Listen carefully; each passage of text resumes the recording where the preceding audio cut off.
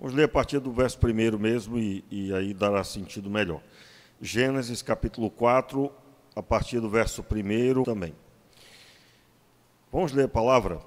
Gênesis 4, verso 1, que diz assim: Conheceu Adão a Eva, sua mulher, e ela concebeu e teve a Caim. Então disse, adquiri um varão com o auxílio do Senhor. Tornou a dar à luz e teve a Abel, seu irmão. Abel foi pastor de ovelhas e Caim foi lavrador da terra. Ao cabo de dias, trouxe Caim do fruto da terra uma oferta ao Senhor. Abel também trouxe dos primogênitos das suas ovelhas e da gordura delas. Atentou o Senhor para Abel e para a sua oferta, mas para Caim e para a sua oferta não atentou. E irou-se Caim fortemente e decaiu-lhe o semblante. Então disse o Senhor, vamos ler juntos? Por que te iraste? Por que decaiu o teu semblante? Se procederes bem, não serás aceito, e se não procederes bem, o pecado jaz à porta, querendo conquistar-te, mas sobre ele deves dominar. Vamos orar. Meu Pai, muito obrigado pela Tua palavra, te louvamos e pedimos que o Senhor venha ministrar o nosso coração e que possamos aprender um pouco mais a respeito da Tua palavra e de como devemos proceder diante de Ti. No nome de Jesus que nós oramos. Amém e amém. Se nós fizermos um apanhado na Bíblia sobre dízimos e ofertas, sobre oferta ao Senhor principalmente, nós vamos começar no texto de Gênesis. A primeira passagem a respeito disso está no capítulo 3, quando Adão e Eva são cobertos com vestes de couro. O próprio Deus fez as vestes e, portanto, teve que matar animais.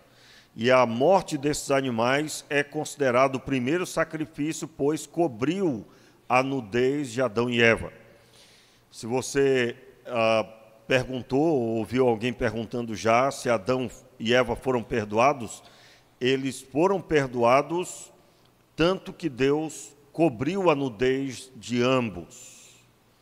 Isso significa que, é claro, eles cresceram com o entendimento do que é o pecado, é claro, pois o próprio Deus falou a eles, e eles cresceram com o entendimento sobre sacrifício ao Senhor, sobre entregar oferta ao Senhor. Esse entendimento eles passaram para os seus filhos. Você sabe, o texto dá a entender claramente que Adão e Eva já tinham filhos. Eles já tiveram filhos antes de Caim e Abel. Isso porque o texto, quando fala no verso 1, que conheceu Adão a Eva, sua mulher, e ela concebeu e teve a Caim. E quando o texto cita Abel, cita como os dois primeiros homens, filhos homens que eles tiveram. A ênfase no Antigo Testamento e também no Novo está no nascimento dos homens, pois os homens são aqueles o qual o Senhor constituiu a responsabilidade de carregar a bênção do Senhor. As mulheres não são citadas no sentido de que o Senhor colocou a responsabilidade de carregar a bênção sobre a vida dos homens. Em que sentido? O homem vai se unir à mulher e vai constituir família. A mulher, na verdade, passará a fazer parte do homem em uma só carne. É importante eu dizer isso, né?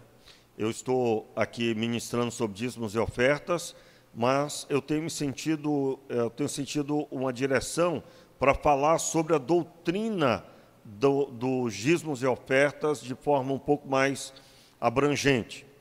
E é claro, quando eu cito essas coisas que acabei de citar, numa sociedade destruída pelo pecado, aplacada por uma doutrina que destrói a família, fica difícil entender o que eu estou dizendo. Por quê? Diante das palavras que eu acabei de dizer, alguém pode vir à mente de alguém como se a Bíblia fosse machista, como se a Bíblia fosse partidária dos homens. Quantos estão entendendo o que eu estou dizendo? Mas, na verdade, a forma correta de ler o projeto de Deus é segundo a Bíblia.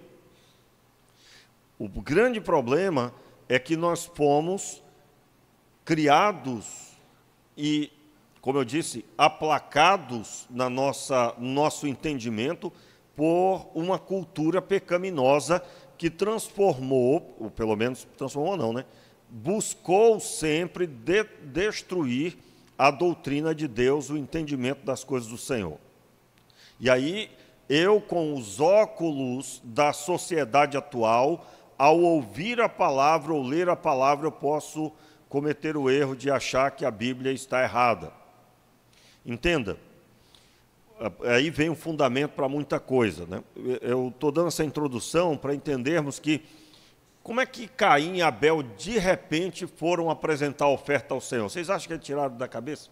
Eles, de repente, quer saber, vamos pegar aqui uns alimentos e vamos apresentar ao Senhor. Caim, né?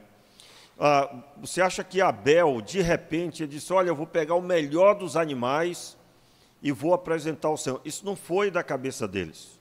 Isso foi ensinado por Deus. Foi ensinado pelo Senhor.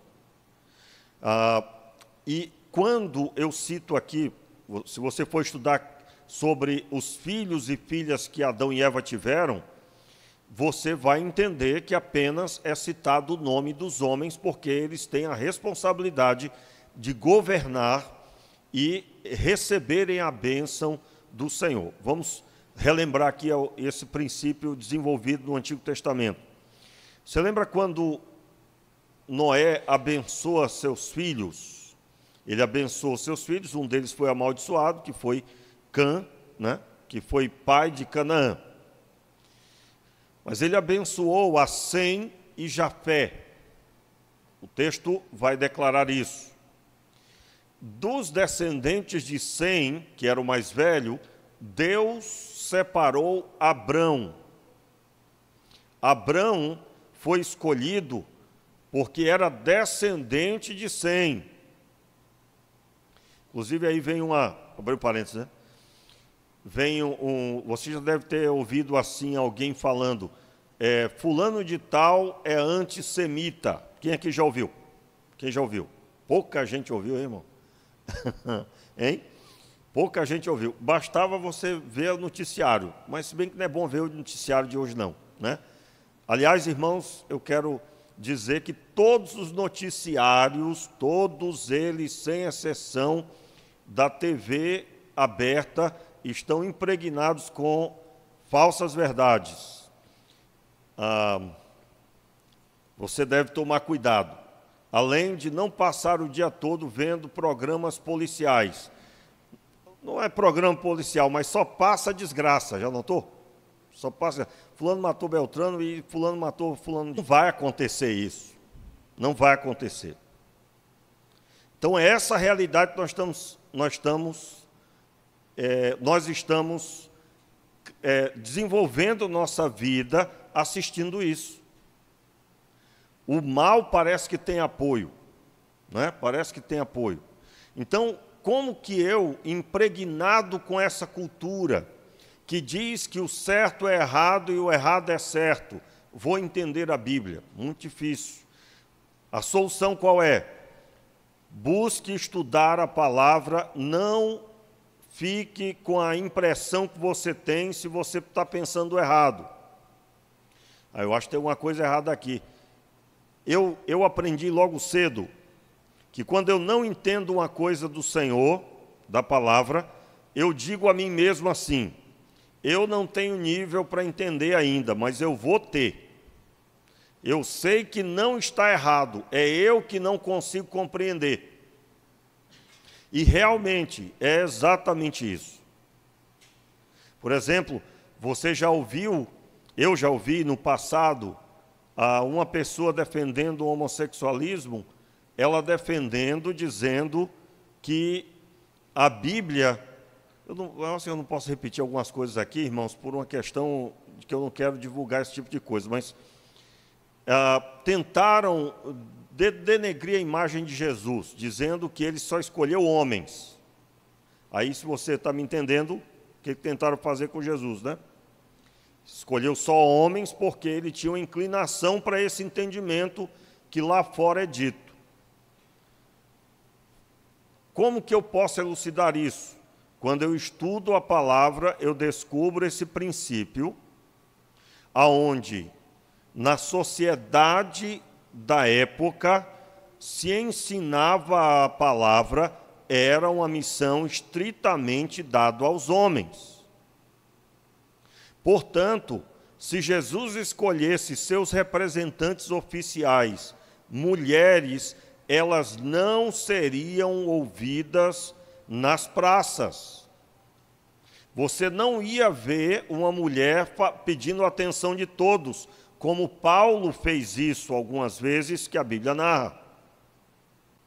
As mulheres não seriam ouvidas, mas elas estariam com a missão fortalecida para ensinar os seus filhos e também lidar umas com as outras, que é uma grande missão. Pastor, então estavam impedidas as mulheres de pregar publicamente? Não, não, não. Na sociedade da época, o entendimento era de que, para liderar, para realizar, isso era uma missão dada aos governadores, que recebiam a bênção do Pai, e sob a tutela do Senhor, sob o cuidado do Senhor, eles deveriam proceder com as suas famílias. Quão difícil, agora entenda bem o que eu estou dizendo. Quando nós olhamos para esse assunto, nós percebemos como o diabo tem buscado destruir o projeto de Deus, que é a família. Qual o papel da mulher? Auxiliar o homem, o seu marido. Qual o papel do homem? Governar a sua casa. Para os irmãos terem uma ideia como isso é tão sério, se eu, pastor, ou qualquer outro pastor, não tiver isso aplicado na minha vida, eu não posso ser um pastor de uma igreja. Os irmãos estão entendendo o nível? Não posso. A Bíblia diz aos pastores que se eles não governam bem a sua própria casa, como governarão a igreja de Deus? Agora, por que está escrito dessa forma? Porque a constituição familiar é algo maior do que a igreja. Vou repetir, irmãos. A constituição familiar é algo superior a ser igreja. Que isso, pastor? Que heresia. Ser igreja é ser salvo, ser abençoado. Eu estou dizendo que sem a constituição familiar, segundo a Bíblia, a igreja está comprometida e enferma. Entenderam agora? Deus, quando criou todas as coisas, criou com um único objetivo: colocar a primeira família. Quem era a primeira família? Adão e Eva. Adão e Eva. Então, a primeira família, Deus não fez a igreja, Deus não construiu uma sociedade já pronta, Deus constituiu a primeira família, Adão e Eva.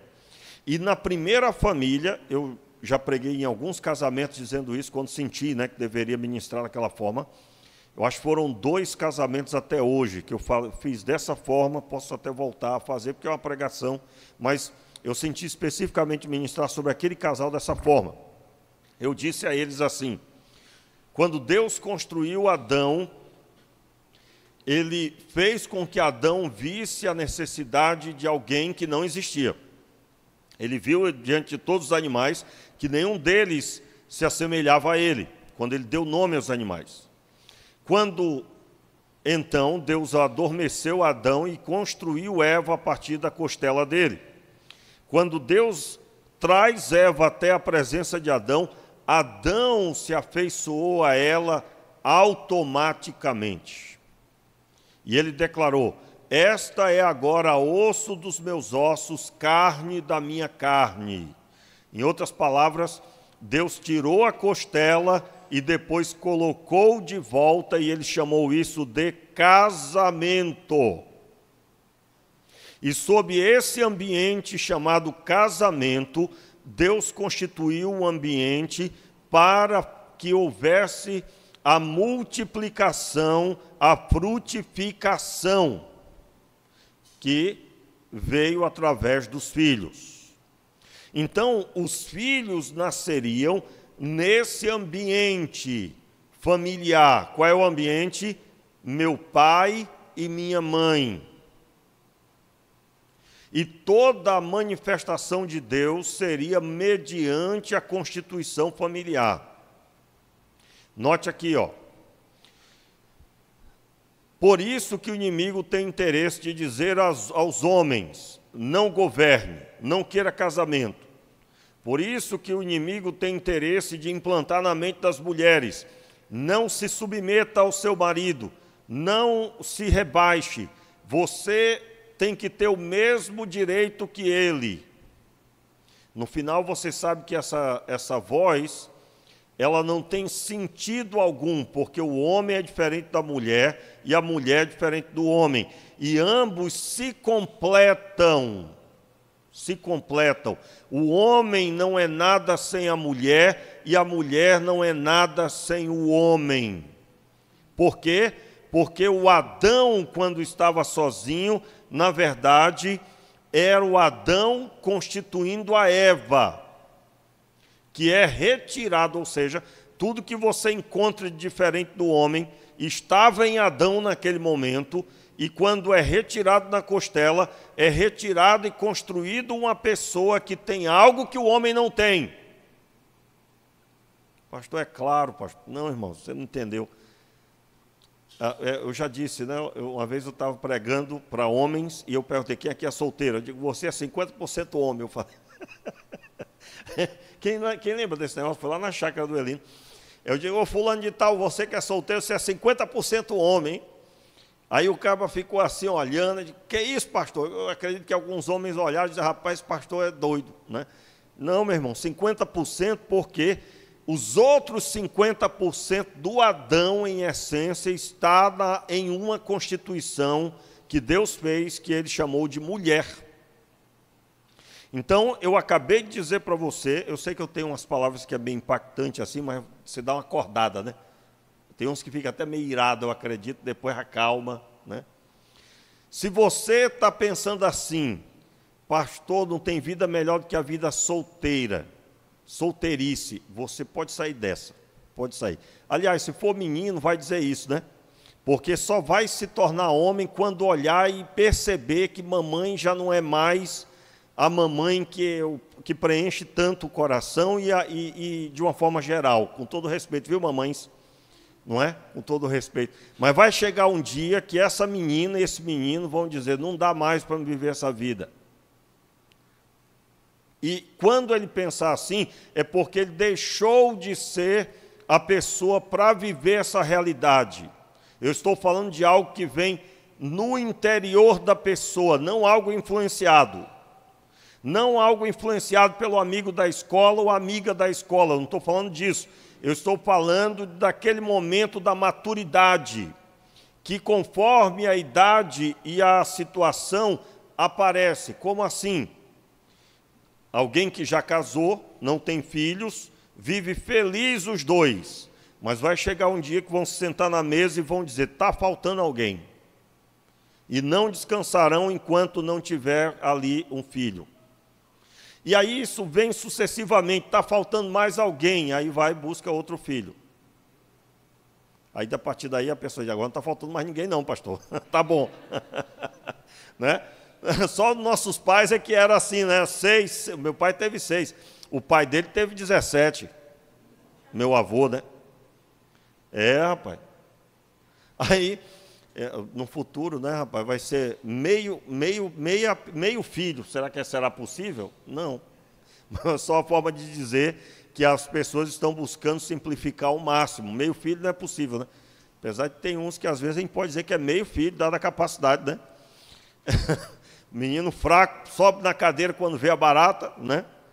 Vê uma barata, sobe na cadeira. Está arriscado a mulher que estiver perto pisar na barata. É verdade ou não é? Por quê? Porque a mulher está buscando ser homem e o homem parece que está buscando ser mulher. É um negócio feio. Eu não estou falando da igreja, né, irmão? Na igreja não, né? Não. Muito bem. O negócio é sério, meu amigo. Então, a constituição familiar está em primeiro lugar. A constituição familiar vem em primeiro lugar. Essa maturidade de constituir família deve ser alimentada pela palavra. Você, esposa, tem a alegria de ser esposa. Você tem uma grande missão. Você, marido, tem a alegria de ser marido. Você tem uma grande missão. Pastor, e quem não tem esposa? Quem não tem marido? Nós temos o caso de pessoas que, por causa da diversidade da vida, são sozinhas para criar os seus filhos. Eu tenho ensinado que você deve pedir ao Senhor que complete com a presença dEle, suprindo todas as coisas. Suprindo a constituição da autoridade sobre seus filhos. Suprindo a solidão da vida sozinha, quanto à constituição familiar. Hoje o tema do estudo será solidão. Aliás, eu tenho um pouco de tempo na fé, eu nunca vi um tema como esse. A lição, aliás, essa revista que escolhemos tem temas que eu não estou acostumado a ouvir. Hoje sou eu que vou ministrar, né? Será a primeira vez que eu estarei ouvindo e, é claro, também ministrando sobre a solidão. Como lidar com ela. Então, eu quero com isso dizer que Caim e Abel receberam ensino a partir da constituição familiar. Um seguiu, o outro não. Pastor, o que é que nós vamos fazer, pastor? Meu irmão, receba o entendimento de que fora da constituição familiar não há vontade de Deus plena. Os irmãos estão entendendo? Pastor, o apóstolo Paulo era sozinho. Meu irmão, o próprio Paulo declara que foi uma decisão, uma opção dele. Servir ao Senhor plenamente, totalmente, como Cristo assim o fez. Porém, para a maioria, o próprio Paulo fala isso, que isso não é um dom para todos. Não é um dom para todos. No demais, tenha a família como um projeto maravilhoso de Deus. No tempo certo, não é com um propósito pessoal, não é para a busca do prazer pessoal, não, mas é para a glória de Deus, cumprindo o padrão da Escritura, viver o plano maravilhoso do Senhor. Por quê? Porque você terá filhos para ensinar. De onde veio o ensino para entregar a oferta ao Senhor?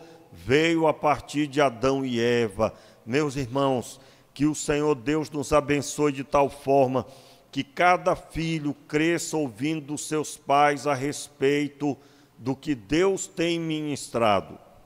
No domingo que vem, então, eu retorno nesse texto falando um pouco mais sobre isso. Hoje eu dei uma introdução falando sobre de onde surgiu o ensino que eles aqui manifestaram a Caim e Abel. Eles ofereceram do seu trabalho o que eles tinham. E de onde veio esse ensino? Veio de Adão e Eva. E esse é o plano de Deus, que a família seja o canal para o ensino. E o ensino, ainda que Caim não ouviu, Caim tinha um coração mau perante o Senhor, mas ele ouviu o ensino dos seus pais e ele procurou fazer de alguma forma, ainda que com o coração e a atitude contrária. Vamos orar. E eu convido você a dedicar ao Senhor dízimos e ofertas nessa hora e que nós sejamos abençoados cada dia. Meu Pai, nos abençoe no nome de Jesus. Fique de pé no seu lugar, vamos orar, irmãos. Meu Pai, nós queremos te agradecer pelo sustento que o Senhor tem dado, queremos te louvar por tudo que o Senhor tem feito.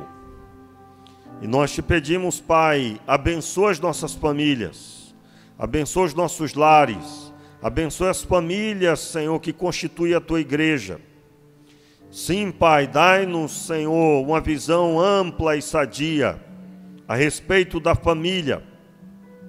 Que não, Pai, sejamos influenciados por essa geração lá fora, mas que tenhamos ampla visão dada por Ti, ampla visão, valorizando o casamento, valorizando a constituição familiar, no padrão bíblico. Oramos assim, Pai, no nome de Jesus. Amém e amém.